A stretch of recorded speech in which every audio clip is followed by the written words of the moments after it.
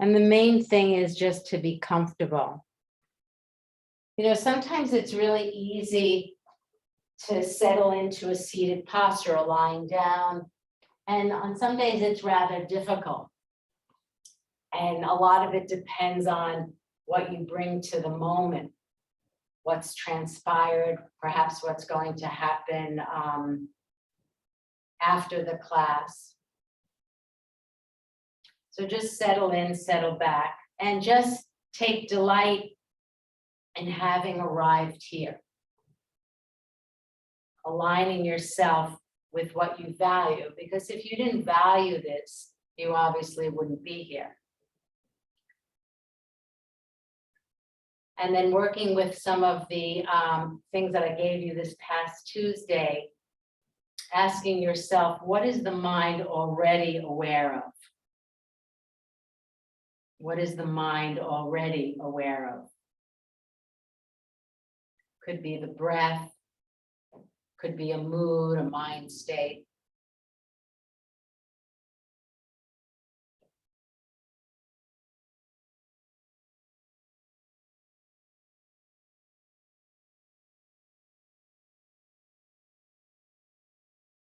And settling into that very, very momentary awareness of what is the mind already aware of. And then see, of course, if you can meet this very moment, this moment of awareness with patience and with friendship.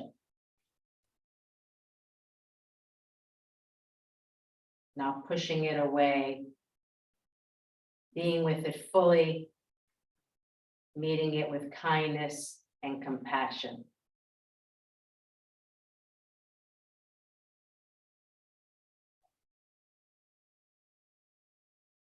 And then again, the second question to ask oneself is, can this moment be enough?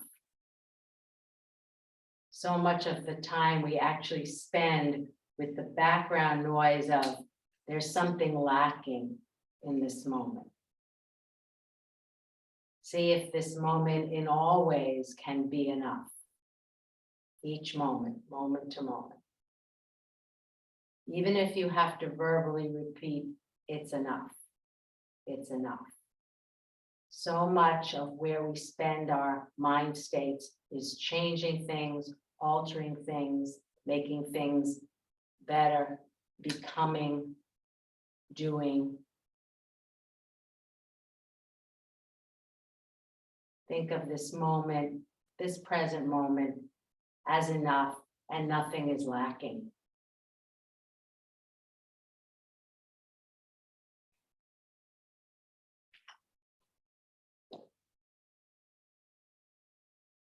And then if you feel motivated to do so, you can fold the palms in front of your chest. May I be a boat, a raft, a bridge for all beings to cross the flood. May I be a resting place for the weary. May I be medicine for all who are sick. May I be a lamp in the darkness for those who are lost. And may I do so as long as earth and sky and galaxies exist. Until all beings are enlightened, I vow to be here to serve them all.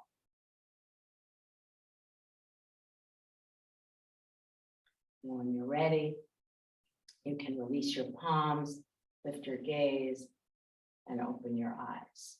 So we're going to start with two. We did this for a very long time throughout the, not to say it's not COVID now, but throughout the first year and well into the second year, 2 supported supine poses. So let me show you how we're going to do Supta Baddha Konasana with organic support, vertical support in this way.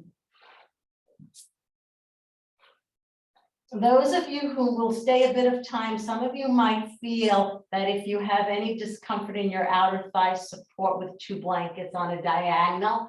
And then we'll go to this iteration that we actually did on Tuesday at the end of class with the feet on the bolster. Okay. This is often an iteration that we do for back issues, just to note that. All right, so vertical trunk support. So when the trunk is supported by the soft cushion of a bolster, it feels safe. It allows you to let go and do have the arms out to the side. Head support, yeah, that's it, Rahel. If anyone's chin is lifting, take head support and elongate your cervical spine. It'll take time to settle in. Again, if your outer thighs grip in any way, then support the outer thighs. You can, if you don't have two blankets, one blanket can be made going under the feet, and then it can be hooked around the outer thighs.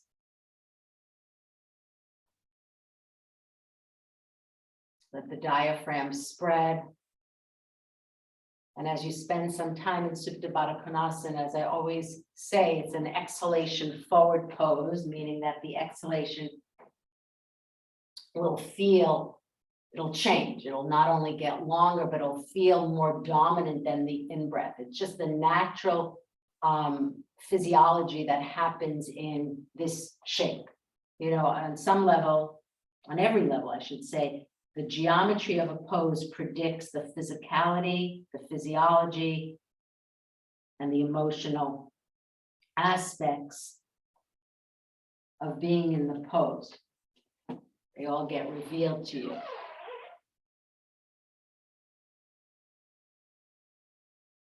And then you can use the breath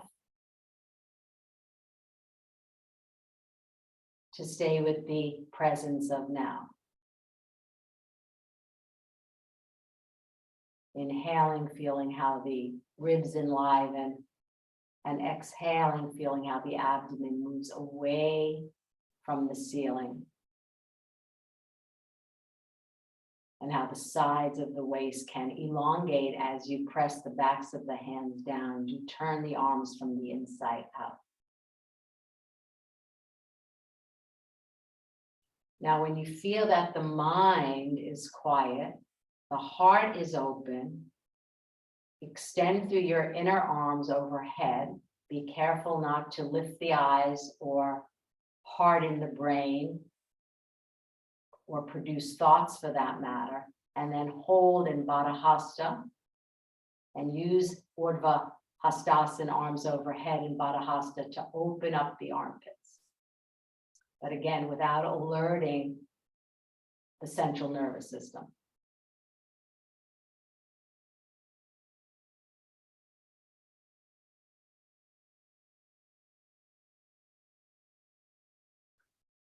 And then when you've spent about a minute on that cross, extend through the inner arms again. You can use this arm extension overhead. If you want to take one hand and turn the inner upper arm skin, that's fine. And then change the clasp and go back to Baddha Hastasana. Continue to press the feet strongly and widen across the pubic plane. Increase the distance between the very sides of your pubic bone and your inner thighs by pressing your feet strongly, not in an aggressive way, but in a sense of like reaching the knees beyond where they are in space.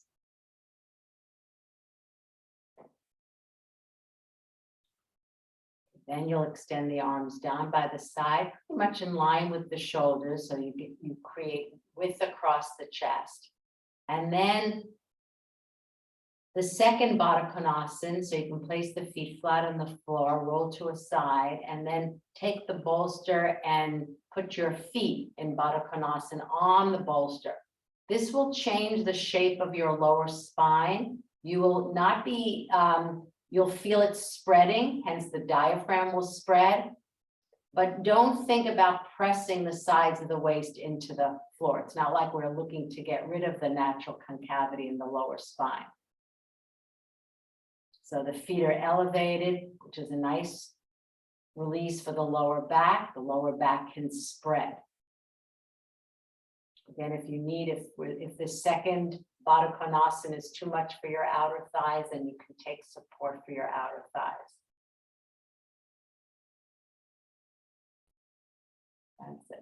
And again, head support if you need it.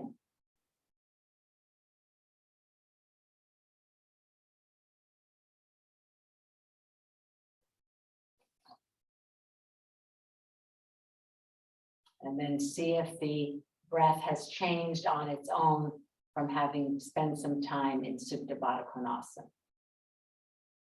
Allow that exhalation, get elongation on the sides of the navel as the abdomen moves back toward the front of the spine. Perhaps breathing in for a count of 2 and out for a count of 4, or in for a count of 4 and out for a count of 8. But typically it happens on its own. That change, the exhalation gets a little bit longer. Just observe that. Which actually is the very breath that scientists use for anxiety. And they add a hold at the top. Hi, Yokiko.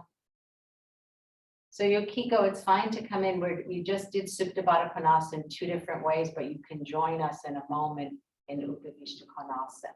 Or you can just go on your back and do flat back and do Supta Baddha Konasana.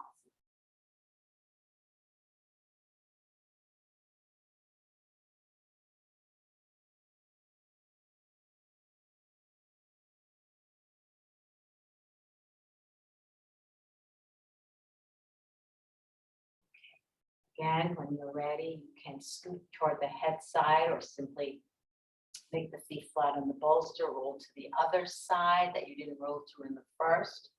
Stretch out your legs, Dandasana, and then we're going to sit in Upavishta Konasana and work a little bit on our hips in the classic way of doing Baddha Konasana, Upavishta Konasana, Siddhasana, Ardha Siddhasana, Siddhasana, and then we'll do the Padmasana cycle at the wall. Okay, so start in Dandasana with the feet hip width apart, seal the legs to the floor. Okay, and then bend one leg, or we'll all bend the right.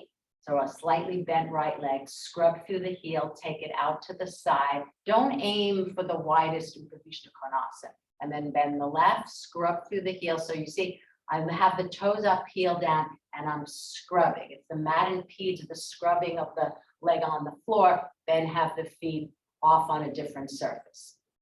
Okay. Find those indents as you press the thighs down. Make sure that the feet are absolutely upright. If your calves are bulky and very muscular, you can bifurcate the calf, as I'm doing, and extend through the core of the heel. You can do that on both legs. If you have bulky calves in which it's very hard to get the legs to the floor, do Upavishta Konasana in that way. And then lift the side ribs. Be mindful of not pitching the trunk forward. And that way the lower back doesn't spread. So can you duplicate the feeling that you had in that last Supta Baddha Konasana when the feet were on the floor, on the bolster? Okay, now bring the right leg in and the left leg in, feet hip width apart. And then take the left leg out in the same way, the right leg out in the same way. And now this time you can go a little bit wider. Again, increasing the distance between the inner groins and the sides of the pubic bone, and also increasing the width across the pubic plate. It's there's a tendency, Marina, I can't see it, from the diagonal. So that I will say that if you have long arms, there's a tendency to do this, right? So be absolutely upright so that the lower spine can spread. Seal the legs. This time in Upavishta Konasana, let's take the arms overhead and encourage the inner upper arms to turn from the inside out. This is that action I asked you to do in Supta Baddha Konasana when the arms were Nordvastasana. Observe the difference in the 2 arms, because usually there's a difference. And then see if you can reach through the fingertips to get elongation in the outer armpits. Our armpits get tighter as we get older typically, unless we do some arm overhead motion. Good, Marina. Now take the arms down, come back to Dandasana, take the left leg in, right leg in. Just to say that usually with these Baddha Konasana, Upavishta Konasana, we do it twice because we take one leg out than the other versus this way, right?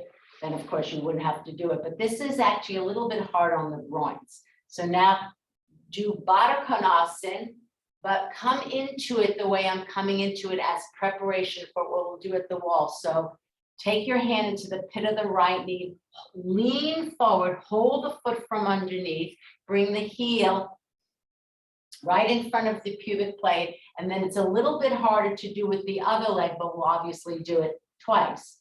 Now, if your knees, remember, are high up, like this, if the knees are higher than the groins, then sit on some height, be it freestanding or at a wall.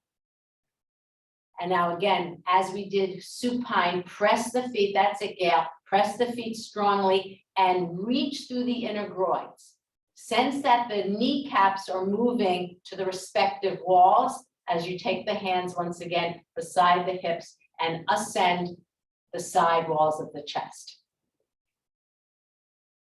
Now, those of you whose knees do not bother them, we're going to be careful with this one, just in case. Bring your hook underneath your shins, the lower shin, and bring the heels in closer to the perineum.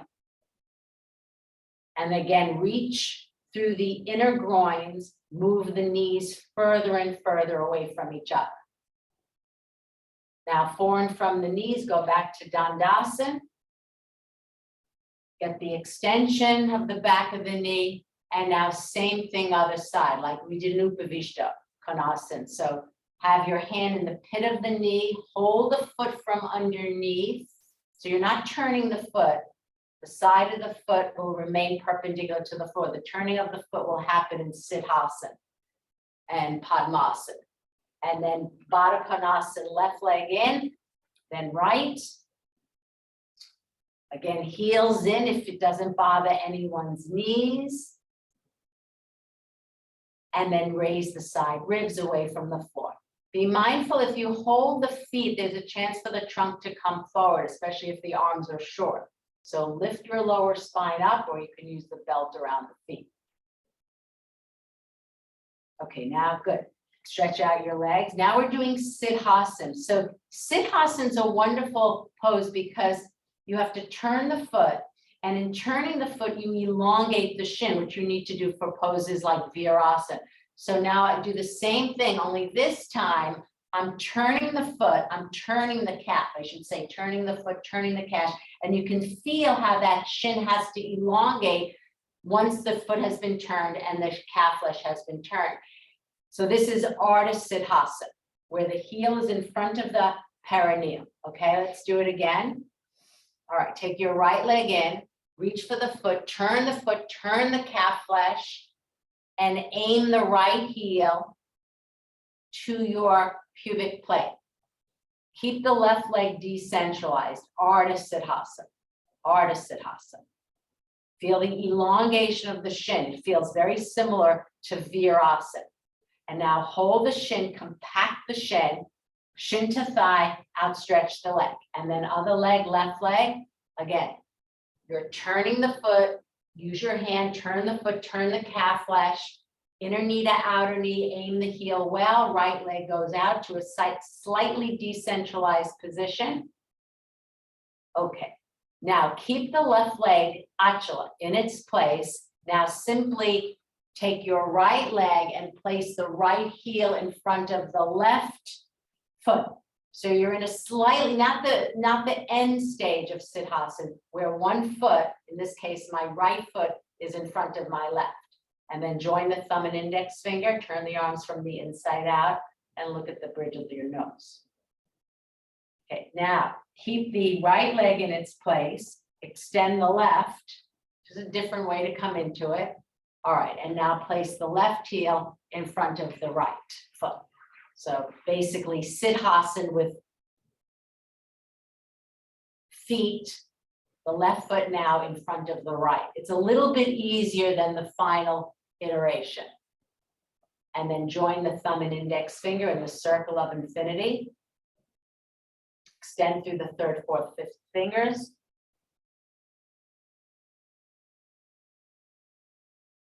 And now stretch out your legs. All right, we're going to come in and out of Ardha Padmasana. So everyone will do this at the wall. It'll be quite easeful because we are going to do it with gravity. So you'll take a bolster at the wall, sit sideways, swing the legs up as we typically do in Viparita Karani. Wait there with the feet hip width apart. If one needs head support, take it at the spine of the shoulder. And then just like we've done for 15 minutes, mindfully, we're going to aim this time, not the heel to the perineum, but the heel to the opposite groin. So watch, it's just circular pattern. As I aim the right foot to the left groin, this knee, right knee moves back, all right? And then, of course, you'll go in and out, alternating sides, right, left. I'm staying but 2 seconds. Just do the in-out part. Ardha Padmasana, working with gravity.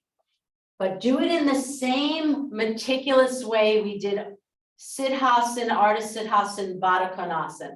Good. So the hand that's in Marina turns the inner knee, inner thigh inside out. You hold the foot from underneath.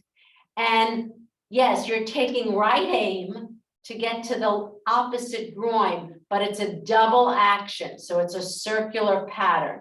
This is wonderful for the hips. It should feel like you're lubricating, oiling the hips, the outer hips, the external lateral rotators. Just go in, out, in, out, in, out. In some ways, this is more valuable than coming into Padmasana. That's it. I'm glad to see that on the screen, I can see as the foot moves up, many of your knees are moving nicely back to that wall in that circular pattern that I described. I want to link this later. We didn't do it on Tuesday to a pose called Ardha Baddha Padma Padottanasana. I hope we'll get there. Okay, and then when you're ready, just bend the feet flat on the wall, scoot toward your head side. And now come back to Upavishta Konasana. This time do go wide as you can. Upavishta Konasana. We're doing this now, the hips have been warmed up, but we're really doing it for the knees, having been in the flexion position. We'll also do Adho Mukha Svanasana. So when the knees have been bent, then it's a really good thing to actually open up the backs of the knees. So this you can see, Upavishta Konasana is a quintessential pose because you have the earth underneath you to feel how the backs of the knees open. Okay, now bring the legs back to Dandasana, hip width apart. Again, feel the legs covering the floor. Okay, now stand up and we're going to do Adho Mukha Svanasana for and from the knees. If you want the feet on the wall, that's fine. Elaine, you can just do Uttanasana because we are going to do Prasarita Padottanasana later. All right, so Adho Mukha Svanasana, downward facing dog from the top of the mat, raise the arms up. And you know, we do a pose for a reason in a sequence. So I want you to focus on legs straight. Of course, the arms have to be straight, but we want you to open the backs of the knees. So the arms come up, Urdhvastasana, jump back, or jump, jump, jump back, or step back. Good, that's good, Lana. All right, good. Open up the armpits. If the armpits still feel tight, you can pump the arms, or you can have the hands on blocks, which will help. Okay, do this pose, Adho Mukha Svanasana, for and from the knee. Just imagine you're standing behind the knee and the back of the knee has to open. Imagine the back of your own knees to the degree that you can, Marina. It looks good. To the degree that you can, sense that the back of the knee is open, inner knee, outer knee. For many people, it's the inner knee that's harder to open than the outer knee. Imagine the backs of your knees were circles. And the radii radiating from the center of the circle were equal in length. Okay, now come down, take a belt. We're doing Supta 1, 2, 4, and then back to 2 on the right side, and then we'll go to the left. So I would urge you not always to do Supta 1, right side, Supta 1, left side. You know, make it fresh, keep it anew. All right, feet can be at the wall. So again, for symmetry, take Dvipada, knees into chest, sometimes called a Kunshanasana. Flex the feet, enliven the arches, enliven the arches. In my workshop, I liken the legs to tubes, and sense your lower leg, but to some degree your upper leg, as though the arch were a suction cup, absorbing energy into your legs. Now keep the right knee into the chest. Left leg extends, and then put the belt. Those of you who found it helpful last week when we did that calf centric, some of you weren't here, but when we did the calf centric, that's good, Mary Beth. Supta 1, if you found it helpful where the belt was on the back of the heel, I call it like it almost overhangs the back of the heel, it's off the heel, then do it that way. You know, if you find something helpful that we've done in the past, you don't always have to do exactly what I say, or for that matter, do what's best for you. Okay, now, leg is at 90. Side ribs even, obviously. Hips are balanced. Now begin to move the leg. And again, open the backs of not only the right leg, but the left as well. And having the wall, good, Julia, is helpful. So Supta 1, moving the leg.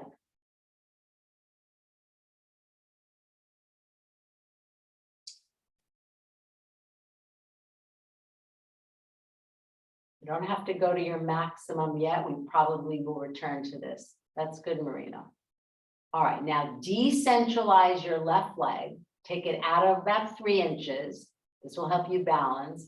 Now, take the right leg, keeping the right arm straight, both legs straight.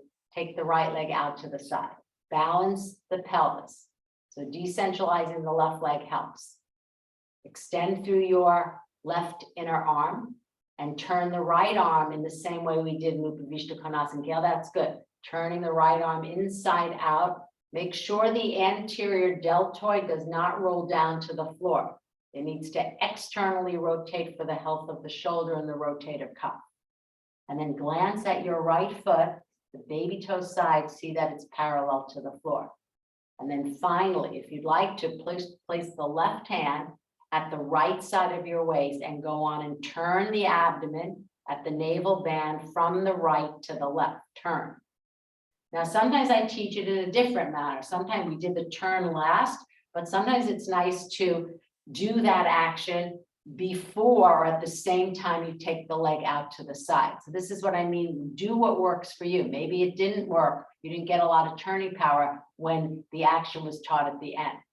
All right, now come into figure 4. So figure 4 is this one. I think most of you know where you're placing the right leg. Let me show from profile.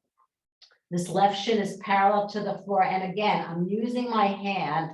I'm turning the thigh, showing this side, turning the thigh in the same way. So watch, we don't want this right shin to be angular in nature.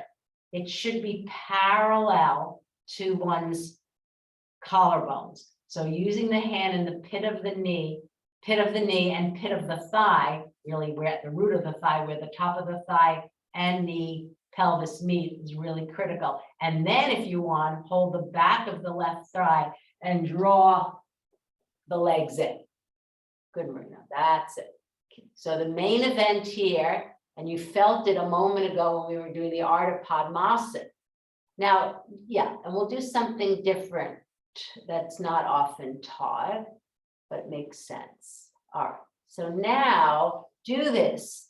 Aim, coming into that figure 4, hold the right foot from underneath, right shin, outer edge of the right foot, and now aim that right heel into the left groin to get that same circular pattern that you did at the wall. So it's now you're in a Ardha Padmasana on the right leg in a figure 4 position. That's it. Make sure that the thigh is turning. That right thigh is turning from the inside out. Okay, now stretch up the legs, of course, after flexion, and really important to do extension. All right, now come back and do supta 2 on that side, right side. I know we didn't do it on the left hip, but we're not doing that. Okay, so go back to 2 on the right side. And the reason we're doing this is because when you do 4, it informs 2 in a very specific way. Do decentralize the left heel. Remember? Okay, now, all right, so decentralize the left heel. Now this time do it in a slightly different manner. As you take the right leg out to the side, put your hand on the right side of the waist, turn, get the turning power now. It's, yes, and simultaneously take the right leg out. So the turning is happening concurrently with as the leg goes out to the side, and see how that works for you. Now just adjust the foot so the baby toe side, that it's common where the toes are closer to the floor than the heel. Just run that inner, the foot, yes, parallel, that's it. Okay, so we did 1, we did 2, we did 4, and an iteration of Ardha Padmasana in 4, and then back to 2, seeing how Supta 4 informs 2. Okay, now take the legs up, just touch Urdhva Prasarita Padasana, both legs. Arms can go down by your side or overhead. Just start, be at 90. Those of you who can take the arms overhead. It's a wonderful abdominal pose. No need to hold on to the strap. And I would urge you to do this pose on a regular basis because of the abdominal nature of it. It's also a hamstring stretch. Okay, now take both knees into the chest if the arms are overhead. Take Dvipada. We're doing the same exact cycle to the left. Extend through the core of your right heel. Put the strap on the same place that you had it on the right. Take the leg to 90. Feel an evenness in the hips, of course, and the side ribs. And then begin to move the leg, maintaining that evenness, knowing that the left side wants to shorten. Don't let it. Luna, good. Open the back of the knee in Supta 1. Don't, so we're still in Supta 1. Lana, you're not doing Supta 1, I see. Okay. Okay, stay there. If you're not doing Supta 1, you can do Supta 2. But we're in Supta 1 now. Okay. We'll do the final pose later, but right now just tend to moving the leg. See what moves the leg. It's true the strap and holding the belt helps you move the leg, but it's an abdominal action going beyond 90. Okay, now decentralize the right. Now I'm going to give you a choice here because this is how you have to work in your practice. We did the right side 2 different ways, Supta 2. With the navel turning at the end of taking it out and at the beginning. So I want you to see, or if it worked for you well on the right, then do A or B to the left. It might be that of course the left side is different in many ways, but just see. So you can use your hand on your right side, left side, sorry, is that right? Yeah, left side. And as you take the left leg out, turn, or you can do it once you've taken the left leg out to the side and then turn. Remember that right leg needs to be a little bit decentralized. It makes it easier to feel the balance across the hips, and also you get width across the pubic plate as we've done in all the seated work. So, you know, we're using that seated work as a platform to inform the supine work, and then we use the supine work to inform the work that will come later, the standing work. Okay, now do the 2 iterations of 4, figure 4, again. So you can see if this left hip leg for you, the left side is tighter, then you have to, maybe putting the foot at the wall might help. But you can see on this left side, my shin really wants to slant. So I have to be arduous in taking my hand to the root of the thigh and turning. What would be even better is to put a belt, Lubna, a belt right into that hip crease or slightly above it. There's also different ways to do that. Some people don't like the belt in the groin, but rather slightly above Lubna. Yeah, the way we do the traction belt. Okay. And hold the back of the right thigh. So the main event is to make that shin, left shin, good, Rahel, parallel to the collarbones.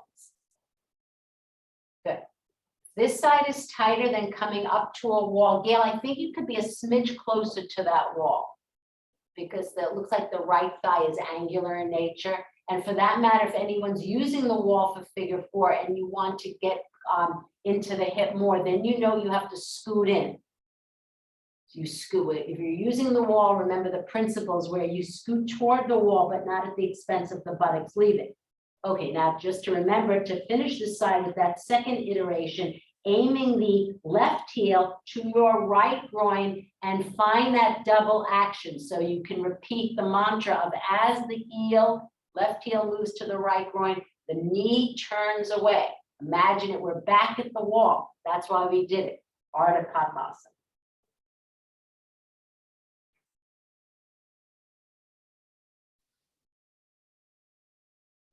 So again, by now you'll feel like that, those outer hips have been lubricated. All right, now see how figure 4 informs back to 2 and do it in the second way. So start from 1, decentralize the right. If you started with the turning power, do the other iteration. Go out to the side and then turn. Personally, I find that turning from the get-go, or as you take the leg out, a little bit more, I get more turn of the navel band from the left to the right when I start with the action versus when I complete the leg taking out. The reason being is just, it's physics. It's harder to turn the leg when the leg in that extension position is in that very decentralized position.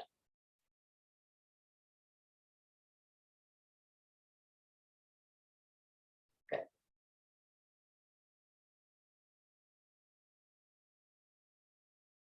All right, now take the leg back up, do Dvipada. And then our final Upavishta Konasana. We're going to take the legs out. Now we did our first Upavishta Konasana, we took the right leg out, left leg out. The second one we didn't do twice. So if you remembered, and usually it corresponds with dominance, then this third one, if you were right dominated and you didn't, just say you didn't know which leg you took out, chances are it was your right leg, then take your left leg out. So that, you're constantly, changing the way you're doing it, right? You don't always want to take Upavishta Konasana extending from the right leg first, then the left. You have to switch it up. All right. It also forces you to be mindful with what you're doing. Okay. Now, Wendy, can you explain why you prefer this method to the method of taking the legs from the midline to the side? So not so much that, Rahel. Going back to Dandasana, yes, I was just saying that if you always take the right leg out, you want to take the left leg out. But I typically, if you're referring, Rahel, to this method, I don't usually do that. I don't know if it's particularly harmful. It just seems a little bit aggressive. But what I'm talking about is this, generally speaking, right dominated people will take the right leg out and then the left leg until, where, the teacher says, okay, you're doing it a second time, which you really ought to do it, and take the left leg out. Is that clear? But typically, you start with the Dandasana position and then you bend the leg. You see the foot is perpendicular and then scrub the heel away. That's a very effective method for the hips, I think, to do Upavishta Konasana versus taking the two legs out at the same time.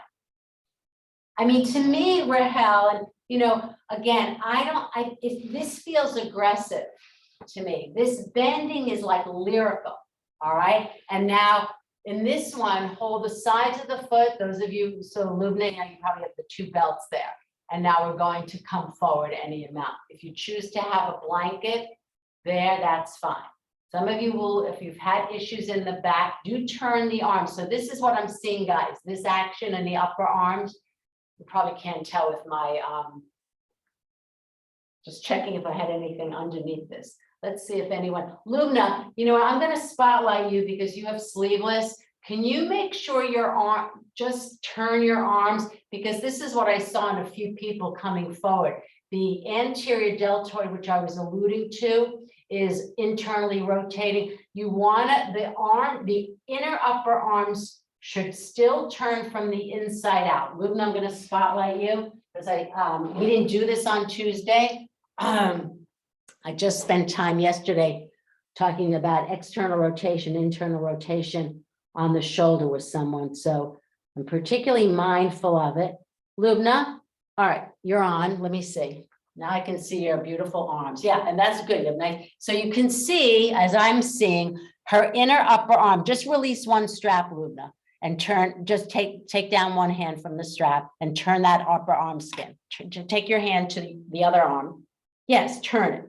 Okay, now maintain that in that arm, but also in that arm. Now go with your straps and they'll seal the legs, seal those legs, particularly right up. That's it. Turn the arms from the inside out. And now go forward from the sides of the waist and let your trunk and diaphragm move with the spine.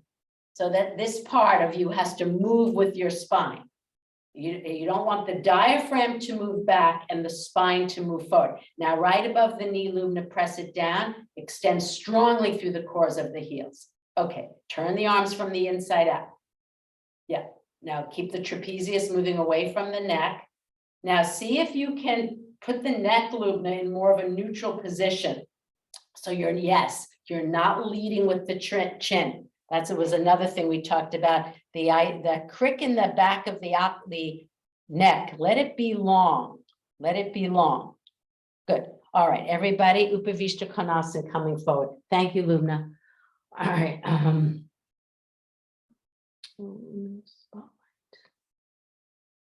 All right, so everyone, when you're ready, coming forward in Upavishta Konasana. And you can see, as you come forward, the legs want to fly away. That's good, Lana.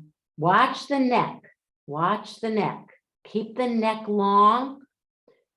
Val, keep the trapezius. Yeah, don't let the trapezius fall on the neck. That's an unhealthy action. Remember, everyone, to turn the arms. Listen, lifting your elbows up might help many of you, like we do, obviously, in all our forward bends. Keep your upper back. Kick the dorsal in, Peggy. Kick it in. The trapezius should not ascend and fall on the neck. Yukiko, that's beautiful. Now go back to the legs, press the legs, keep turning the arms from the inside out. Listen, if you have any pain on your inner knees, Peggy, I'm seeing you rubbing your inner knees. I will say that chances are the legs are too wide. That's a telltale sign that the legs might be too wide. So take the legs in. Meaning here, if this is, when you're coming forward in Upavishta Konasana, there should be, I won't say there may be sensation, but it should not be painful on your inner upper thighs. Okay, now let's do this standing, which you all know and love, Prasarita Padottanasana. All right, I'll give you two options here. Those of you want to do it against the wall, but here's the thing. When you cannot do Prasarita Padottanasana, we'll all do it against the wall, unless you don't have a wall. All right, when you do Prasarita Padottanasana, hold on, let me change this. It was so nice, Rahel, now this is not working. Is it not battery? It ended well. I'm standing away from the wall. Rahel, it was so nice to have Julie do this for me for the workshop. And then you back up to the wall, like when we do Uttanasana. All right, so we're doing Prasarita Padottanasana. With our legs against the wall, it will help many of you open the backs of your knees, but you have to stand forward of the wall and then step back.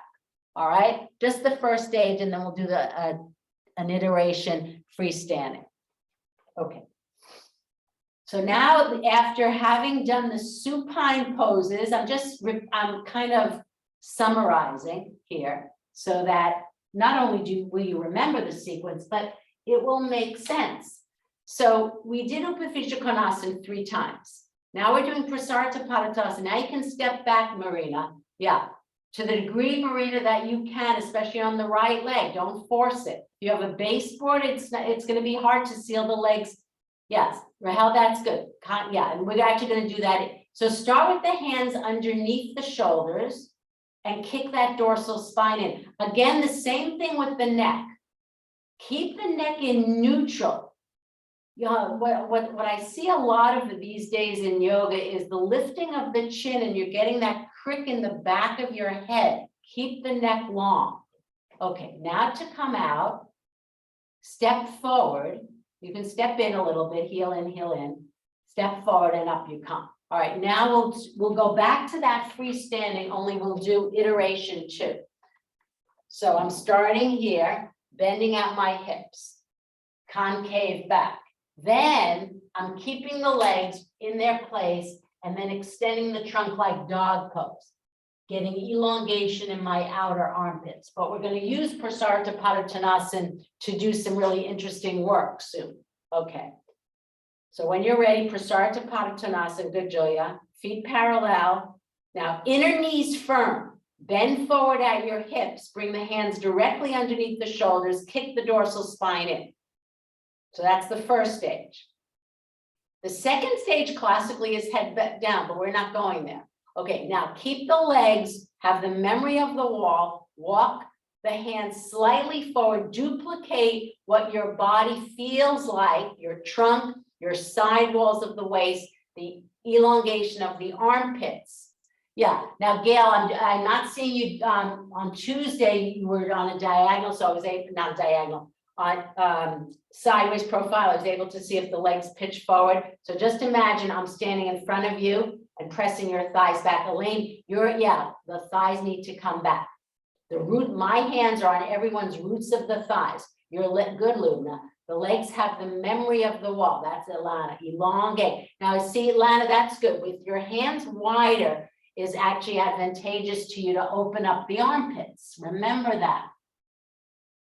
Marina, press the thighs back. I don't care if the legs are straight, but I don't want them to come slightly forward. Okay, now go back to the first stage, concave back, which is the classic first stage iteration. We just did another one. Okay, now place the hands on the hips and inhale, up you come. Okay, now we're doing, not sure why my camera's not working, but you're going to, we'll do a quick Pajna Kunshanasana, a very quick one. So you all know this. Now, I told you last week, Mary Beth brought it to my attention. I want you to, so the knee and the groin are aligned. So I'm going to put a block underneath my foot so that the knee is slightly higher than the groin. You all, we've done this a lot. And move the buttock flesh down, all right, of the right side as you lift the sides of the pubic bone up. This pose teaches a lot. Preparation for many poses. Chair can be at the wall if you feel safer. Okay, now put your hand on your inner thigh, turn the skin so the kneecap is facing dead straight ahead. Don't let the knee turn. All right, now pull up on the left side of your pubic bone and abduct in your left hip. Good. These are good. Yeah, the hand on the with the palm, remember that turning action of the inner upper arm. So it pertained to one pose, but don't lose it in this one. All right, now extend the arms out to the side. Feel the shoulder blades flat, turn the palms up. Good, Val, and reach up through the fingertips. Reach up. Good. Now take the arms down and of course change sides. Pajna Kunshanasana is a wonderful pose for the hips. And it can teach us the actions in Vrikshasana, Tita Parshvahastasana, et cetera, Okay, left foot on the brick. I'm glad to see that most of you today have your right groin in line with your center of the ankle, because that's an important action. Pull up on the left side of the pubic bone, abduct in the right hip, and then extend your wings.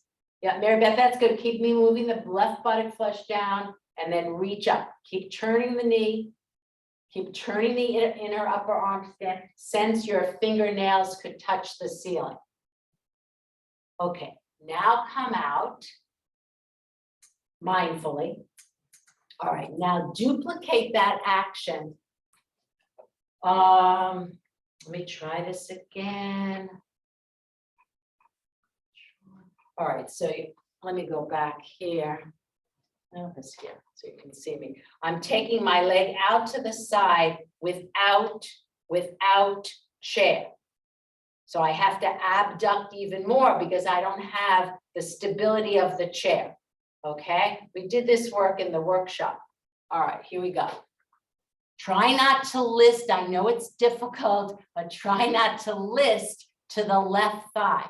I'm sure what is- Just playing with this. Try not to list to the left. There we go. Okay, so you're going out like this. To your right and then to your left. One side will feel rather different. See if you can lift the knee upwards toward your armpit. Yes, upwards to the armpit. That's it, Gail. So it's bent and down bent. Lift up and down. Change side after about 8 to 10.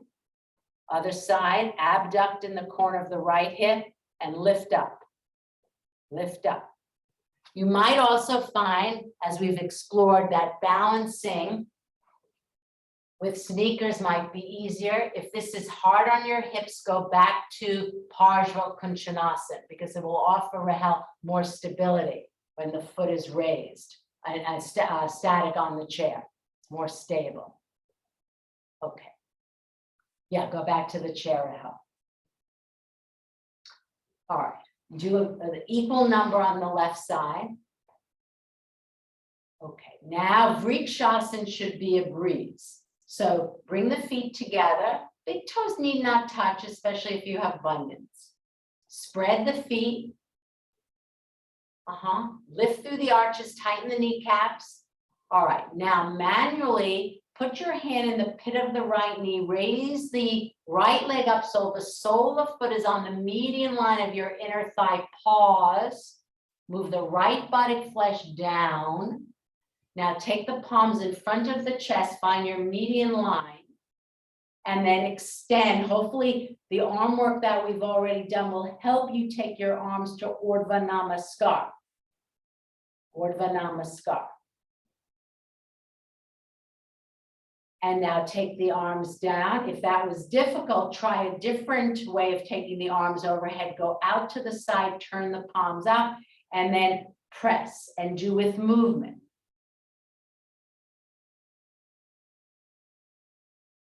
And then change sides. Val, you okay?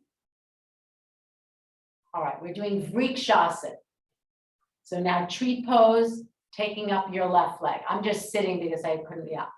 Okay, take your left leg up, Vrikshasana. Have it on the very median line of your inner right thigh. Good, Julia. Now, fold the palms.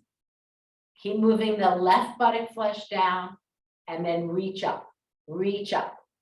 Again, when the arms are overhead, try not to harden the throat, the tongue, the brain, or the eyes. If that doesn't work for you, try this method. Taking the arms out to the side, palms up, and then with movement, touch the palms together. Vrikshasana in that manner. Okay, and now take the arms down, take the leg down. Now rest your legs, Val, you were doing in Virasana. Okay, Virasana. Have the block. The reason why I use the block always in Virasana, it's very difficult. It's a rare bird who can get the turning of the inner knees when you don't have a block. And I rather protect the knees and be on a block than without a block. So you're in Virasana. Trunk is upright. Spread the toes.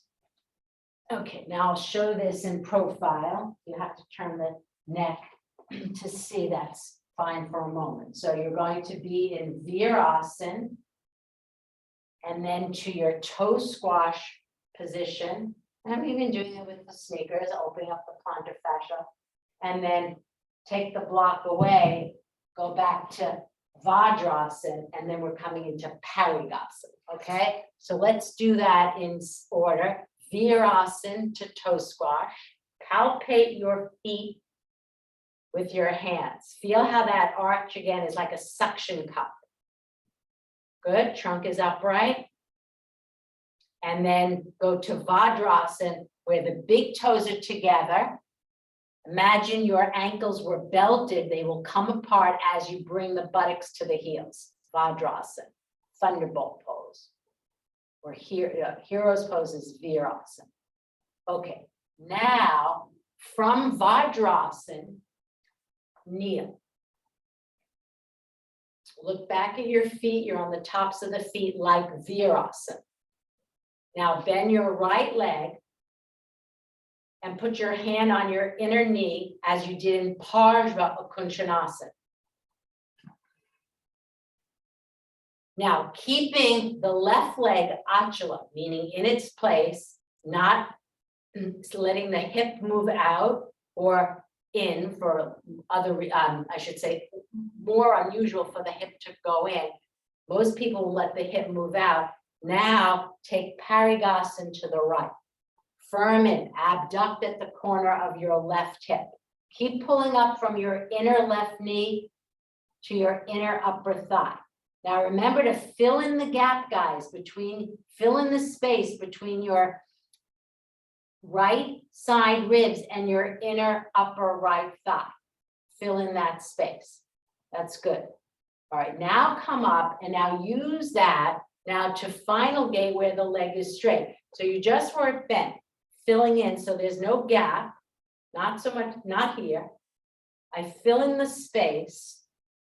So the sides of my waist are, I wouldn't even say resting.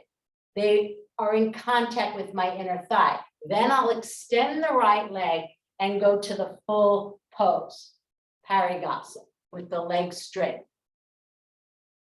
Keep the left leg perpendicular. If you need to, we used a block. Some of you could use the block. Julia, really pull up on your inner knee. Yeah, so the hip is moving a little bit out to the side. I don't know if you can feel it. This is the tendency. Peggy, the same thing. For many people, that hip wants to move out. Lana, that's excellent. Your leg is absolutely perpendicular. Marina, good. All right, now come back up. I think we're going to do this again in a different way. Go back to bent leg. Start back in Vajrasana. It's good for the feet. Okay, then kneel.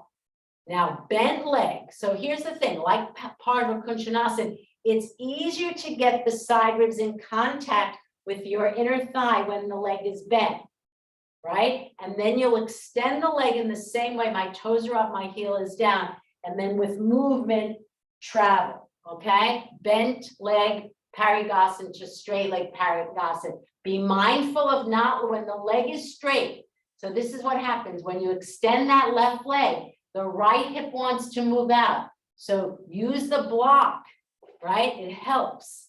Firm in. You have to abduct. Julia, that's it. Much better. Abduct. Well, that was bent leg. Now go to straight. I will say that extending, Julia, the foot to a wall or a bolster is helpful because it draws the femur back. That's it, Rahel. Put the foot on the road wall, but remember, firm in. It looks like your knee is, the knee, Rahel, is not directly underneath the hip. Yeah, it's a more angle of your right leg. So have the right, yeah, your left leg is at the wall. Have the right knee should be directly underneath the hip and then extend. Okay, that's it. Okay, it's better this way, a little bit better. Lubna also, hip in. So you have to, the hip is, yeah, you have to really pull up from that inner right knee to the inner groin. This is not an easy pose when we look at these particular relevant alignments. All right, this is what we're going to do. Try it this way, although sometimes with this way, because it's movement, the alignment gets precarious, but you will get more of a contact of the side ribs to your inner thigh. So just watch. So I'm starting from, again, that Virasana position.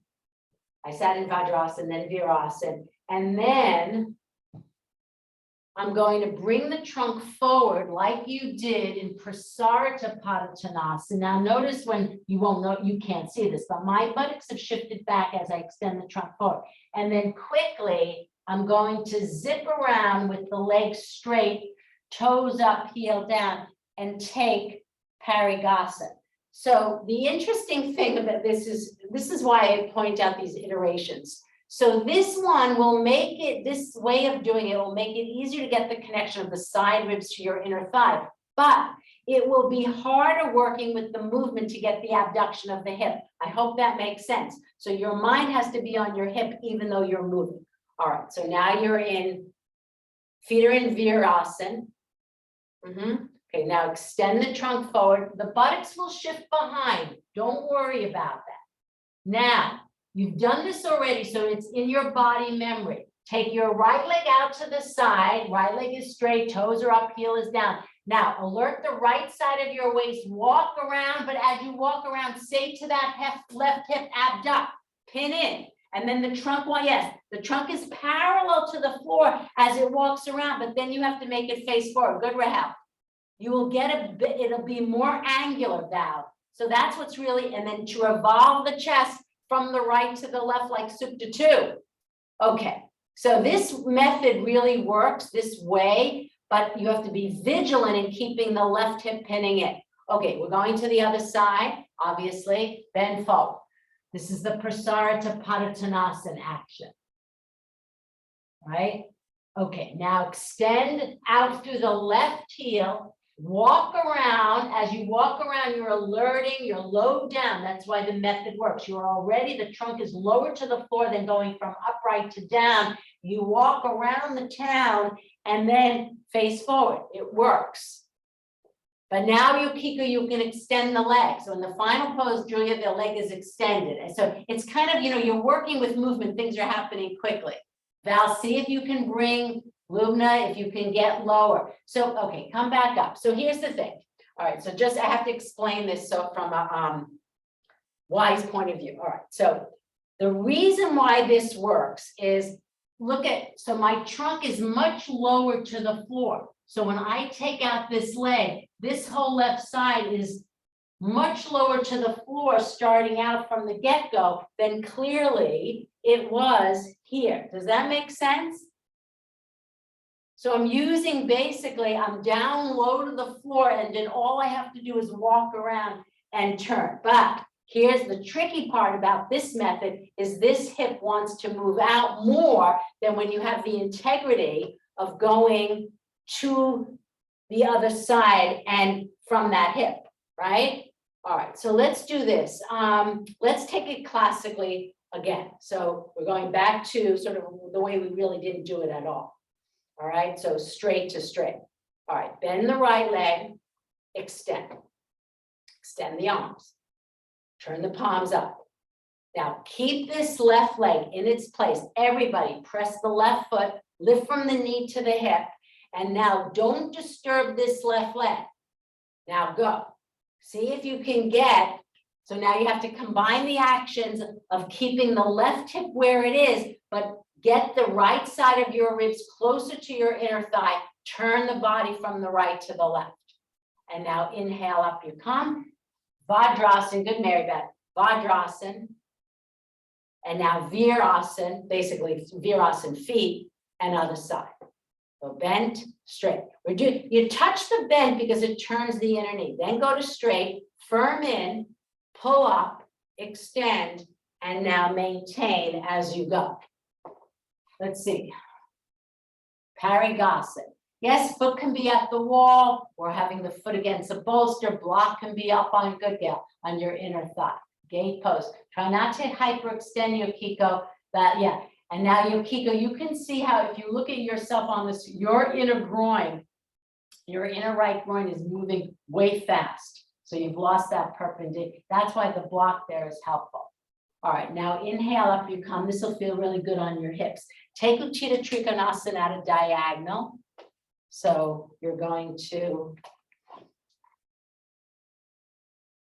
do this on. So have your right foot parallel to the right side. of the mat, the front side, and then step back with your left heel. You're at a diagonal. Gail showed us this on Tuesday. And then extend your arms. On your next exhalation, take Utthita Trikonasana. On a diagonal, you'll feel that hip. Good, Rahel. That right thigh plugging back. The left thigh pressing back. All right, now inhale up you come. And now take Utthita Parshvakonasana on a diagonal. So you're situated where you are, like Parshvakonasana, bend your right leg. Take the arm on the inside. Remember, no gap, Parigasana action, the right side of your waist, and extend your left arm. These look good, really good. Yeah, sit down, Luna, on that right buttock bone. Good. Now inhale, come up. It's good on the diagonal. All right, mindfully come back to doing the left side Trikonasana to the left foot forward to the edge of the mat, right foot back. Extend through your arms. Exhale, Utthita Trikonasana to your left on that diagonal. Good, good, good. Inhale, come up.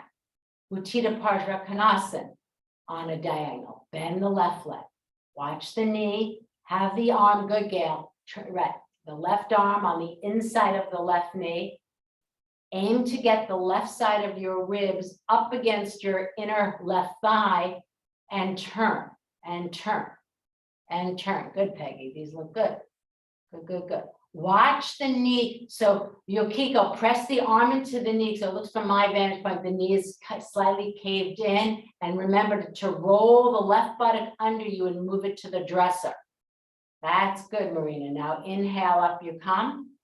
All right, now we're doing Utthita Parshvakonasana consistent with what we did in Parigasana, which is one of my favorite ways to come into it. Watch. So we go back to Prasarita Padottanasana that we did with legs at the wall and freestand. So here we are.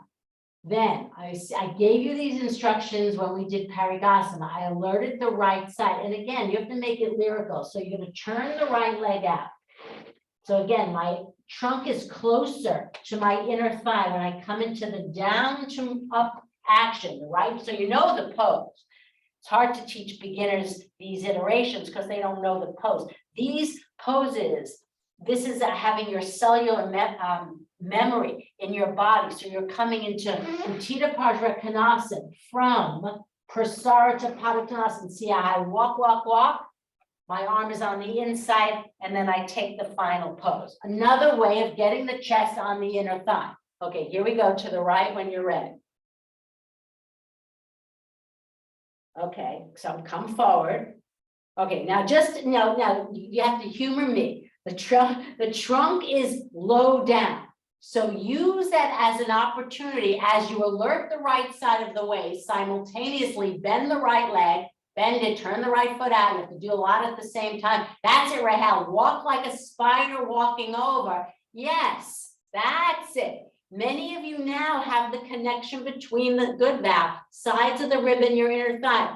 Val, you can even go a little, there's a little bit of air space. Yes, that's it. And reach. Okay, now come back up and we'll do the same thing. Go back to concave, trunk forward, Prasarita Padottanasana, alert the left side of your rib cage. Now quickly turn the left foot out, bend the left leg, aim to get the whole left side of your body on your inner left thigh. That's it, Val. Turn the arm. These are really good. These are excellent. We should submit this to Ines. Everyone's ribs communicating to their inner thigh. Okay, now just to rest, take the head down, which is really the true final stage of Prasarita Padottanasana. If you need a block, take it. Okay, very good.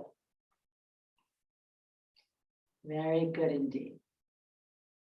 All right, so I have to eliminate a few things I wanted to do, but I do want to get to something we didn't do. So head is down, use this as one quick rest. Now inhale up. All right, now I want to go to this pose as I referred to earlier. Ardha.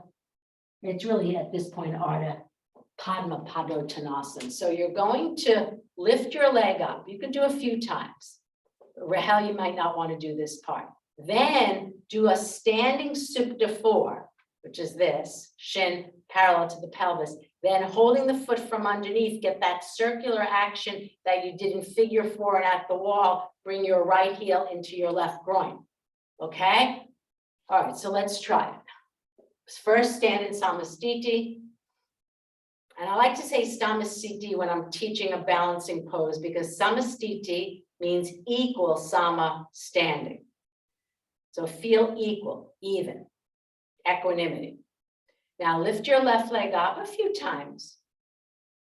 And then turn it on its side. Remember figure 4. Aim to get the shin not angular, but parallel. Now aim the heel. Watch the crossover effect. Don't have the foot cross over that thigh. Aim the heel. And then here's the double action. Lengthen from the groin to the knee. Good, Rahel. So as the foot moves up, you're lengthening from the right groin to the knee. And then release the leg. Yes, hold the foot from underneath. I will say there was a time when we taught teaching the pressing the foot into the thigh, but for some reason, when you do that without holding the foot, it really creates tension on the inner knee ligaments. So I'm not teaching that way now. All right, so change sides when you're ready. Lift the left leg up, lift, lift, lift. Hold from underneath, pause there. Aim well, aim high. Again, watch the crossover effect. Have the heel into the groin. And then simultaneously, as the left heel moves to the right groin, yes, you can be at the wall, Marina. Now lengthen strongly from the left groin to the left knee. But here's the other triple action. Pull up on the sides of the pubic bone. Pull up on the sides of the pubic bone, like we did in Parshva Kunchanasana. Okay, now release the leg. I'm glad we got to this. Extend your legs out in Dandasana. Just rest there.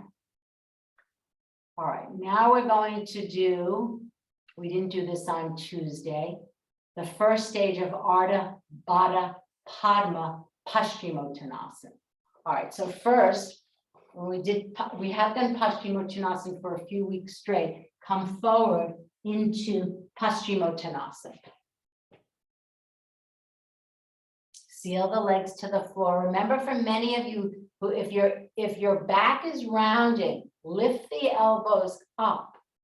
As you remember, Lubna, that helped turn the inner upper arms from the inside out. Move your spine with the diaphragm. The diaphragm should not go back. So come up for air, put your hands on your diaphragm, move it forward with you. Go forward. Go forward and down, forward and down. Eventually in the pose, in Paschimottanasana, eventually the arms are straight, but for many of you, keeping the elbows up and slightly out to the sides is good. All right, now come up.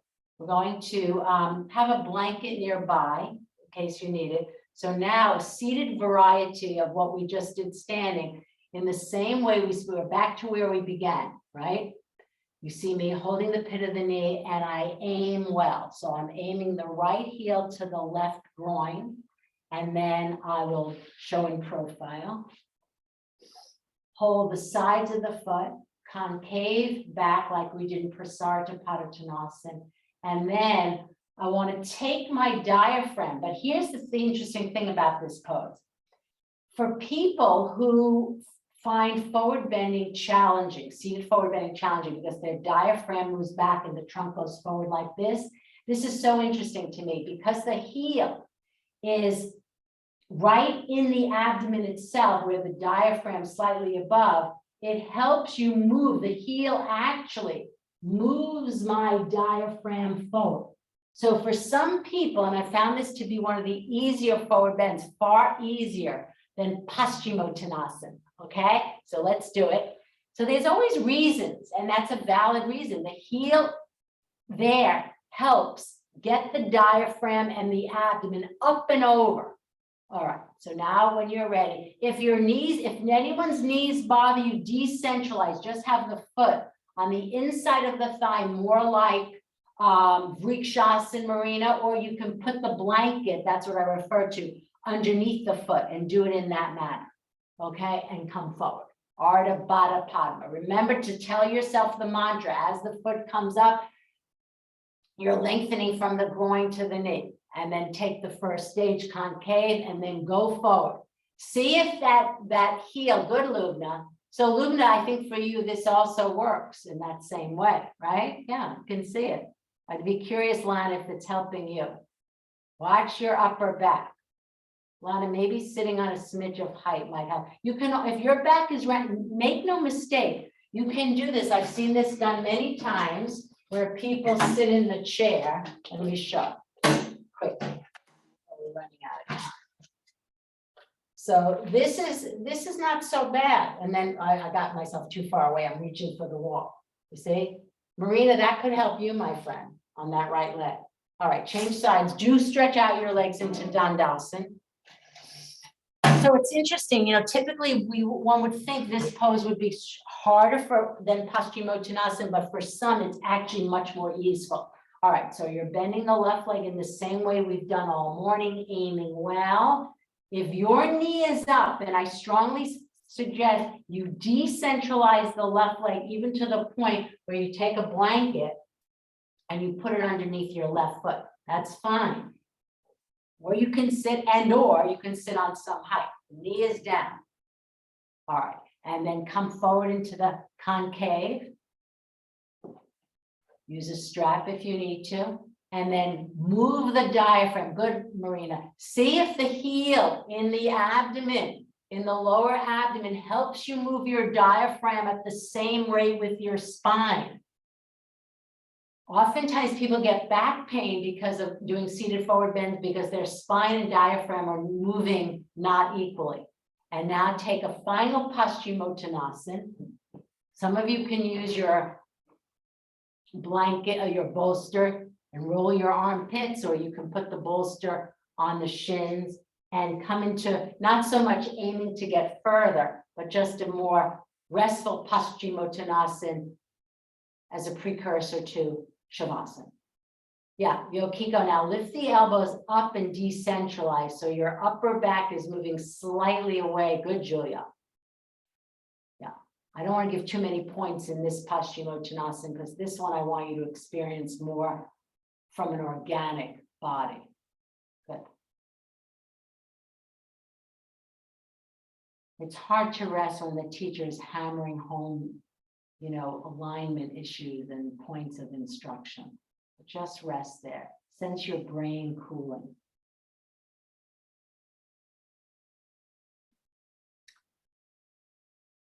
Now, before we do Shavasana with the lower legs on the seat of the chair, I'd like you to pick one of the iterations of Supta Baddha Konasana that we did earlier, be it trunk supporter or feet at the wall or feet on the bolster. It might be that you experience a lot of back ease doing it this way. So if that was the case, then I urge you to come back to this. And this is how, you're building up that body memory.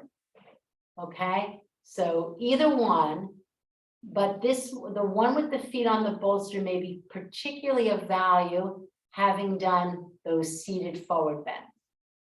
So the thing is, what our mission is to find out what works for your body, to do the pose in such a way that all your koshas, outer and inner, are connected.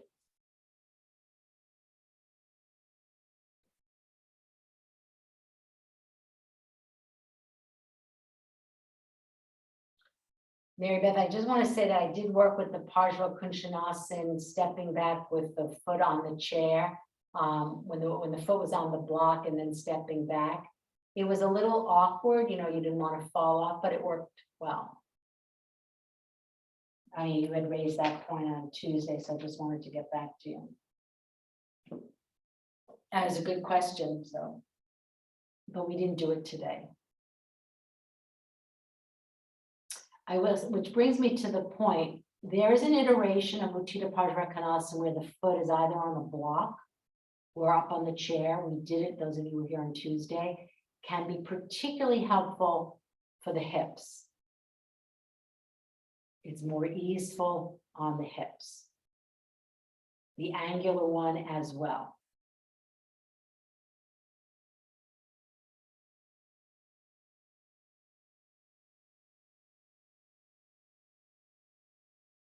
One of the instructions I gave you was closing in the gap between the inner thigh and the side ribs in the Utthita Parshvanathanasana, but I want to make one point. The weight of the body should feel like it's not heavy on that upper thigh. That can be detrimental to the hip. So raising the foot on a block, the front foot, or on a chair is particularly helpful in hip therapeutics in that pose. So that, I just want you to connect the dots here.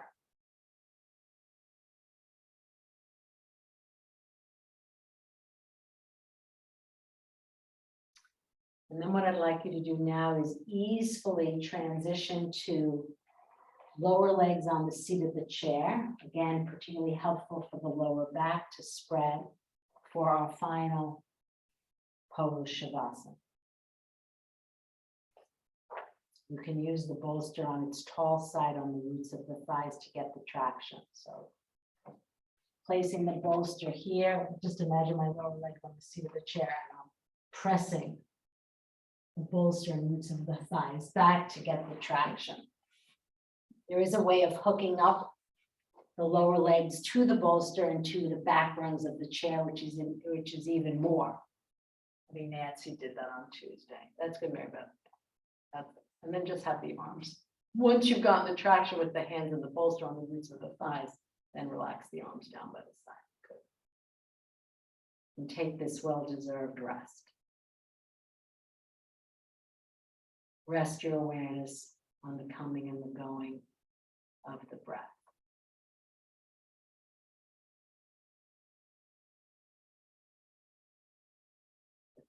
Be a downward gaze to the eyes.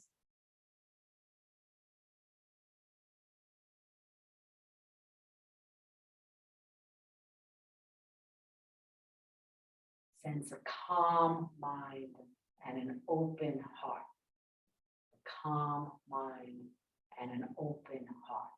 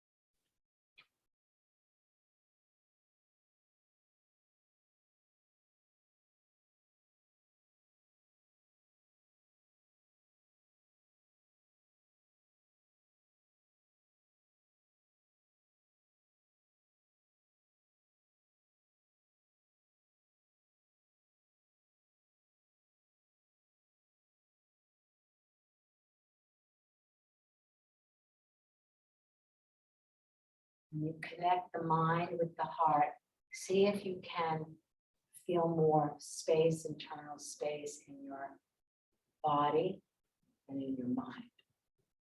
The heart is not closed, but full. The mind is open. The energy of the brain is moving downward to the heart.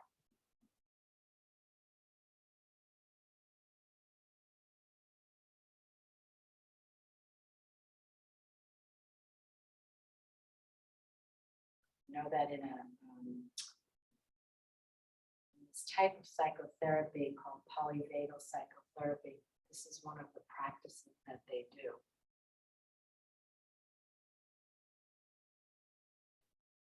As it can help move away from stimulating the sympathetic nervous system and tapping into the parasympathetic nervous system and the vagus nerve.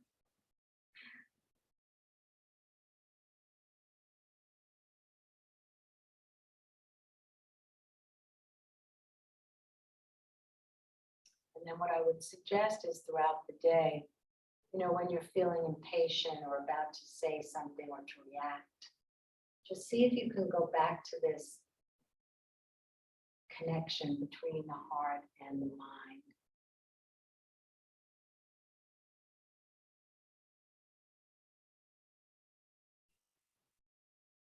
And move the thoughts or perhaps the words and fall into the heart. You might find that you say things differently, or perhaps not say anything at all.